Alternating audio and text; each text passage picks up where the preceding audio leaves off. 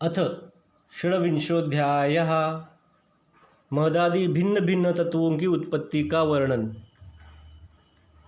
श्री भगवान ने कहा, माता जी, अब मैं तुम्हें प्रकृति आदि सब तत्वों के अलग अलग लक्षण बतलाता हूँ।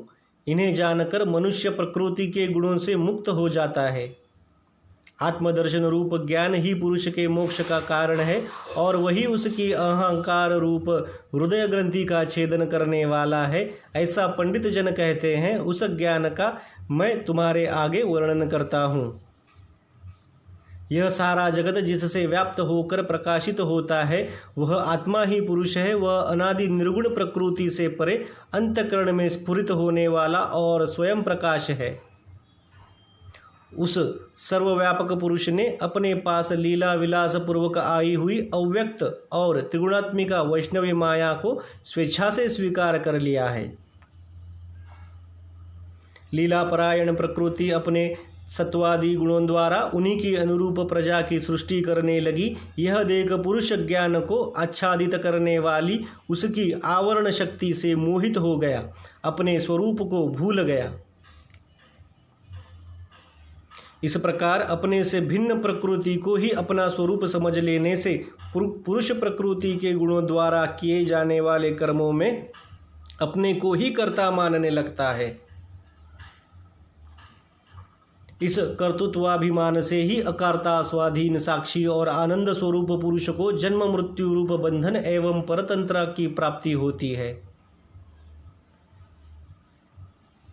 कार्य रूप शरीर, कारण रूप इंद्रिय तथा कर्ता रूप इंद्रियाधिष्ठातु देवताओं में पुरुष जो अपनेपन का आरोप कर लेता है, उसमें पंडित जन प्रकृति को ही कारण मानते हैं तथा वास्तव में प्रकृति से परे होकर भी जो प्रकृति स्थित हो रहा है उस पुरुष को सुख दुखों के भोगने में कारण मानते हैं। देवहूति ने कहा, पुरुषोत्तम, इस विश्व के स्थूल सूक्ष्म कार्य जिनके स्वरूप है तथा जो इसके कारण है, उन प्रकृति और पुरुष का लक्षण भी आप मुझसे कहिए। श्री भगवान ने कहा, जो त्रिगुणात्मक अव्यक्त नित्य और कार्य कारण रूप है तथा स्वयं निर्विशेष होकर भी संपूर्ण विशेष धर्मों का आश्रय है, उस प्रधान नामक तत्व को ही प्रकृति कहते हैं। 5 महाभूत, 5 तन्मात्रा, 4 अंतःकरण और 10 इंद्रिय, इन 24 तत्वों के समूह को विद्वान लोग प्रकृति का कार्य मानते हैं। पृथ्वी, जल, तेज, वायु और आकाश, ये 5 महाभूत है। गंध, रस, रूप, स्पर्श और शब्द, ये 5 तन्मात्र माने गए हैं। श्रोत्र, त्वचा, चक्षु, रसना, नासिका, वाक, पाणी, पाद, उपस्थ और पायु, ये 10 इंद्रियां हैं। मन, बुद्धि, चित्त और अहंकार, इन 4 के रूप में एक ही अंतःकरण अपनी संकल्प, निश्चय, चिंता और अभिमान रूपा 4 प्रकार की वृत्तियों से लक्षित होता है। इस प्रकार तत्वज्ञानी पुरुषों ने सगुण ब्रह्म के सन्निवेश स्थान इन 24 तत्वों की संख्या बतलाई है। इनके सिवा जो काल है वह 25वां तत्व है। कुछ लोग काल को पुरुष से भिन्न तत्व न मानकर पुरुष का प्रभाव अर्थात ईश्वर की संहारकारिणी शक्ति बताते हैं, जिससे माया के कार्य रूप देहादि में आत्मत्व का अभिमान करके अहंकार से मोहित और अपने को कर्ता मानने वाले जीव को निरंतर भय लगा रहता है। मनुपुत्री, जिनकी प्रेरणा से गुणों की साम्यावस्था रूप निर्विशेष प्रकृति में गति उत्पन्न होती है, वास्तव में वे पुरुष रूप भगवान ही काल कहे जाते हैं। इस प्रकार जो अपनी माया के द्वारा सब प्राणियों के भीतर जीव रूप से और बाहर काल रूप से व्याप्त है, वे भगवान ही 25वें तत्व है। जब परम पुरुष परमात्मा ने जीवों के अदुष्टवक्ष क्षोभ को प्राप्त हुई संपूर्ण जीवों की उत्पत्ति स्थान रूप अपनी माया में चिच्छक्ति रूप वीर्य स्थापित किया, तो उससे तेजोमय महतत्व उत्पन्न हुआ। लय विक्षेपादि रहित तथा जगत के अंकुर रूप इस महतत्व ने अपने में स्थित विश्व को प्रकट करने के लिए अपने स्वरूप को आच्छादित करने वाले प्रलयकालीन अंधकार को अपने ही तेज से पी लिया। जो सत्व गुणमय स्वच्छ शांत और भगवान की उपलब्धि का स्थान रूप चित्त है वही महत्तत्व है और उसी को वासुदेव कहते हैं। जिस प्रकार पृथ्वी आदि अन्य पदार्थों के संसर्ग से पूर्व जल अपनी स्वाभाविक फेन तरंगादि रहित अवस्था में अत्यंत स्वच्छ विकार शून्य एवं शांत होता है, उसी प्रकार अपनी स्वाभाविक अवस्था की दृष्टि से स्वच्छत्व अविकारित्व और शांतत्व ही वृत्तियों सहित चित्त का लक्षण कहा गया है। तदनंतर भगवान की वीर्य रूप चित शक्ति से उत्पन्न हुए महतत्व के विकृत होने पर उससे क्रिया शक्ति प्रधान अहंकार उत्पन्न हुआ। वह वैकारिक तेजस और तामस भेद से 3 प्रकार का है। उसी में क्रमशः मन, इंद्रियों और पंचमहाभूतों की उत्पत्ति हुई। इस भूत इंद्रिय और मनरूप अहंकार को पंडित जन साक्षात संकर्षण नामक सहस्र सिर वाले अनंत देव कहते हैं। इस अहंकार का देवता रूप से कर्तृत्व, इंद्रिय रूप से करुणत्व और पंचभूत रूप से कार्यत्व लक्षण है तथा सत्वादि गुणों के संबंध से शांतत्व, घोरत्व और मूढ़त्व भी इसी के लक्षण है।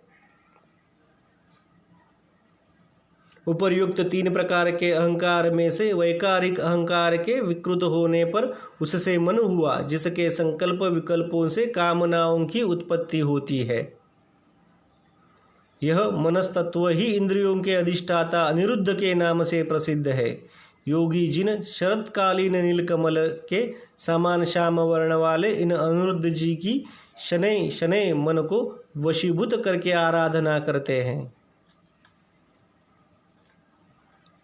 साध्वी फिर तेजस अहंकार में विकार होने पर उससे बुद्धि तत्व उत्पन्न हुआ। वस्तु का स्फुरण विज्ञान और इंद्रियों के व्यापार में सहायक होना, पदार्थों का विशेष ज्ञान करना, ये बुद्धि के कार्य है।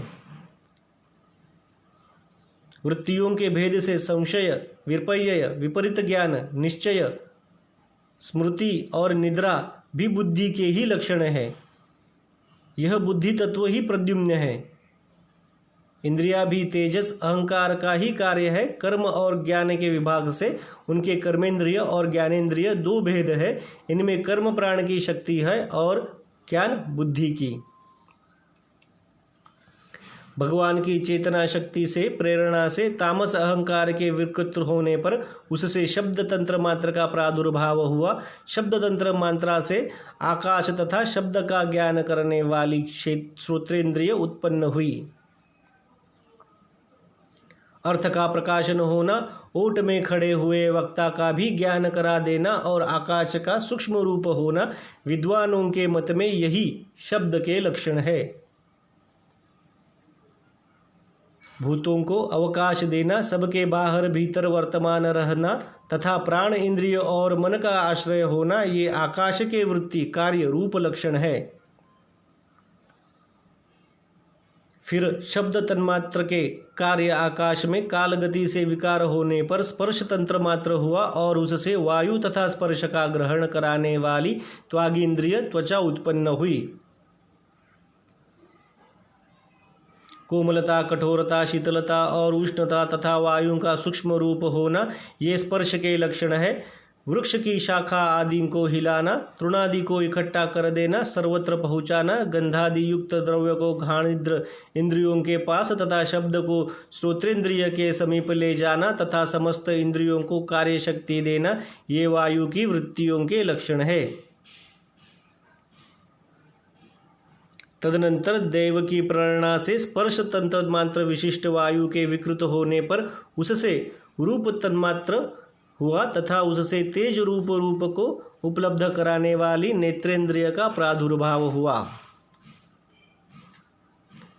साध्वी, वस्तु के आकार का बोध कराना, गौण होना, द्रव्य के अंग रूप से प्रतीत होना, द्रव्य का जैसा आकार प्रकार और परिमाण आदि हो उसी रूप में उपलक्षित होना तथा तेज का स्वरूप भूत होना, ये सब रूप तन्मात्र की वृत्तियां हैं।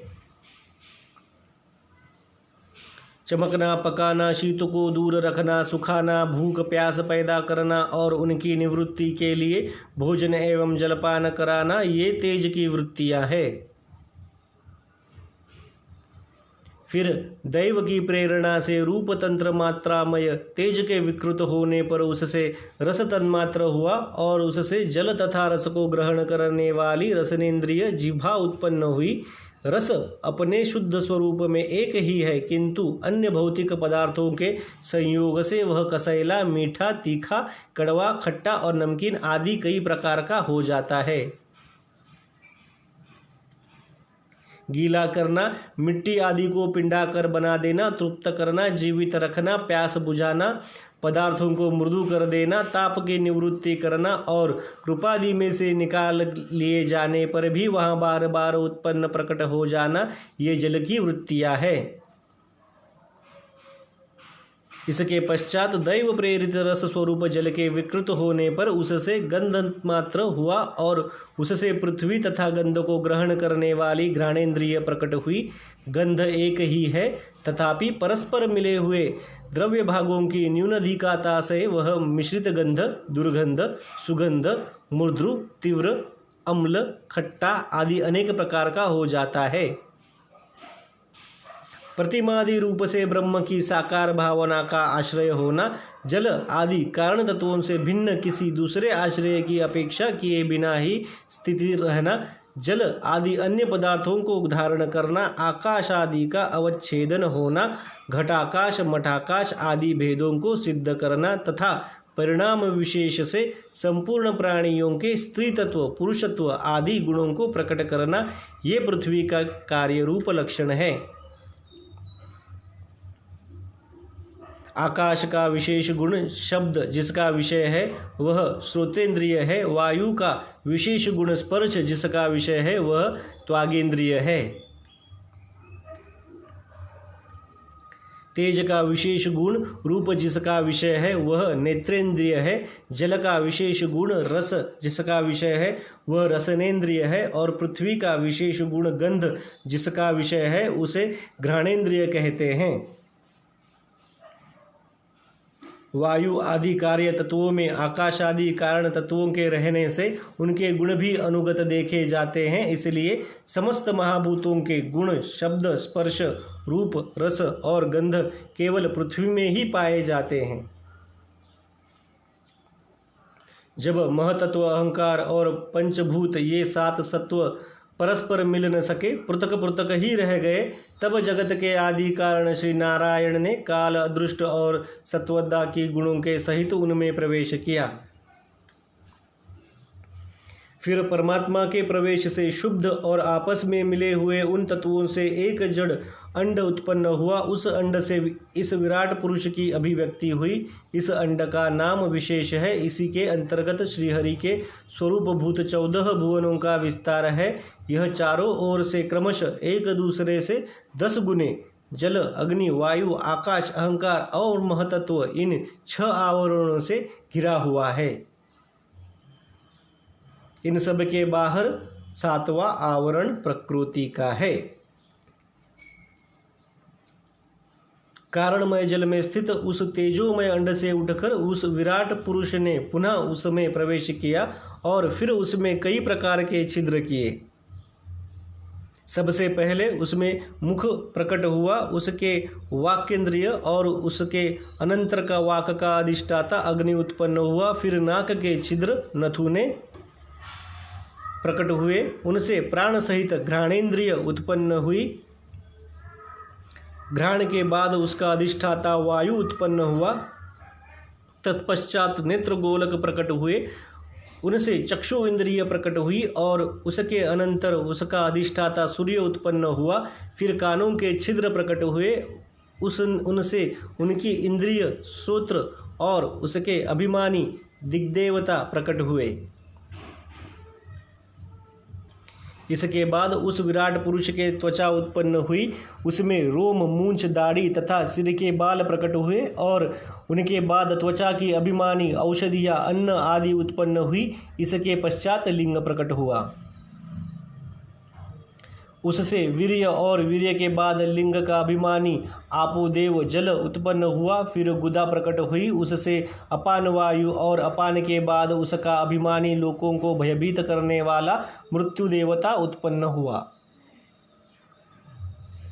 तदनंतर हाथ प्रकट हुए, उनसे बल और बल के बाद हस्तेंद्रिया का अभिमानी इंद्र प्रकट उत्पन्न हुआ। फिर चरण प्रकट हुए, उनसे गति गमन की क्रिया और फिर पादेंद्रिय का अभिमानी विष्णु देवता उत्पन्न हुआ। इस प्रकार जब विराट पुरुष के नाड़ियाँ प्रकट हुई तो उनसे रुधिर उत्पन्न हुआ और उससे नदियाँ हुई। फिर उसके उदर पेट प्रकट हुआ, उससे क्षुधा पिपासा की अभिव्यक्ति हुई और फिर उदर का अभिमानी समुद्र देवता उत्पन्न हुआ। तत्पश्चात उसके हृदय प्रकट हुआ, हृदय में मन का प्राकट्य हुआ। मन के बाद उसका अभिमानी देवता चंद्रमा हुआ। फिर हृदय से ही बुद्धि और उसके बाद उसका अभिमानी ब्रह्मा हुआ। तत्पश्चात अहंकार और उसके अनंतर उसका अभिमानी रुद्र देवता उत्पन्न हुआ। इसके बाद चित्त और उसका अभिमानी क्षेत्रज्ञ प्रकट हुआ। जब ये क्षेत्रज्ञ के अतिरिक्त सारे देवता उत्पन्न होकर भी विराट पुरुष को उठाने में असमर्थ रहे तो उसे उठाने के लिए क्रमशः फिर अपने अपने उत्पत्ति स्थानों में प्रविष्ट होने लगे। अग्नि के वाणी के साथ मुख में प्रवेश किया, परंतु इससे विराट पुरुष उठ न। वायु ने घ्राणेन्द्रिय सहित नासा छिद्रों में प्रवेश किया, फिर भी विराट पुरुष न उठा। सूर्य ने चक्षु के सहित नेत्रों में प्रवेश किया, तब भी विराट पुरुष न उठा। दिशाओं ने श्रवणेन्द्रिय के सहित कानों में प्रवेश किया, तो भी विराट पुरुष न उठा। औषधियों ने रोमों के सहित त्वचा में प्रवेश किया, फिर भी विराट पुरुष न उठा। जल ने वीर्य के साथ लिंग में प्रवेश किया, तब भी विराट पुरुष न उठा। मृत्यु ने अपान के साथ गुदा में प्रवेश किया, फिर भी विराट पुरुष न उठा। इंद्र ने बल के साथ हाथों में प्रवेश किया, परंतु इससे भी विराट पुरुष न उठा। विष्णु ने गति के सहित चरणों में प्रवेश किया, तो भी विराट पुरुष न उठा। नदियों ने रुधिर के सहित नाड़ियों में प्रवेश किया, तब भी विराट पुरुष न उठा। समुद्र ने क्षुधा पिपासा के सहित उदर में प्रवेश किया, फिर भी विराट पुरुष न उठा। चंद्रमा ने मन के सहित हृदय में प्रवेश किया, तो भी विराट पुरुष न उठा। ब्रह्मा ने बुद्धि के सहित हृदय में प्रवेश किया, तब भी विराट पुरुष न उठा। रुद्र ने अहंकार के सहित उसी रुद्र में हृदय में प्रवेश किया, तो भी विराट पुरुष न उठा। किंतु जब चित्त के अधिष्ठाता क्षेत्रज्ञ ने चित्त के सहित हृदय में प्रवेश किया, तो विराट पुरुष उसी समय जल से उठकर खड़ा हो गया।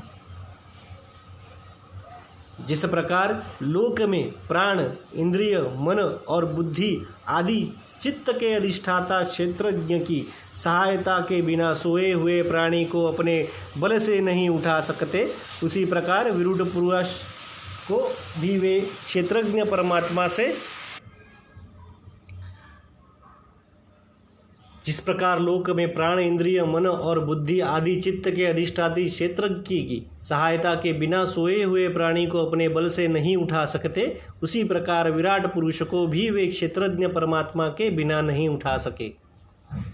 अंत भक्ति, वैराग्य और चित्त की एकाग्रता से प्रकट हुए ज्ञान के द्वारा उस अंतरात्मा स्वरूप क्षेत्रज्ञ को इस प्रकार इस शरीर में स्थित जानकर उसका चिंतन करना चाहिए। इति श्रीमद्भागवते महापुराणे पारमहंस्या संहिताया तृतीय स्कंदे कापिलीये तत्वसमान्याये षड्विंशोऽध्यायः।